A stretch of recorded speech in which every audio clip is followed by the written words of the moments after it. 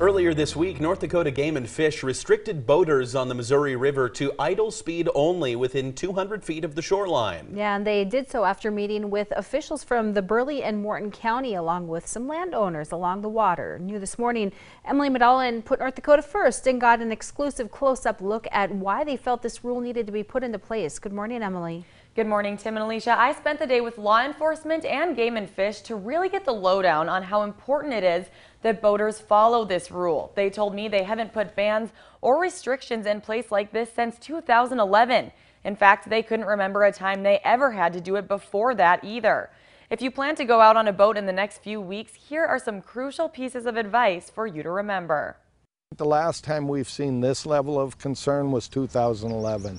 A high level of water has brought an even higher level of worry to many who live along the Missouri River. Adjacent property owners are very concerned about it, rightfully so.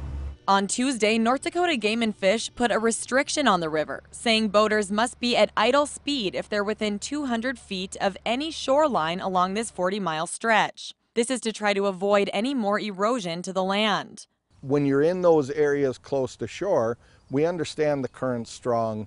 You have to apply some power to motor the boat and be able to steer it, but just be considerate of that wake. So how do boaters know exactly how close is too close? Look at the shoreline and look at your wake and just be reasonable. I hopped on a Game and Fish patrol boat to get a real-life example. What is the definition of idle speed?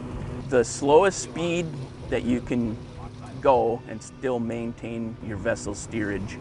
He says if you're outside that 200-foot range and going above idle, the faster the better, because if you're somewhere in the middle, your wake is actually larger.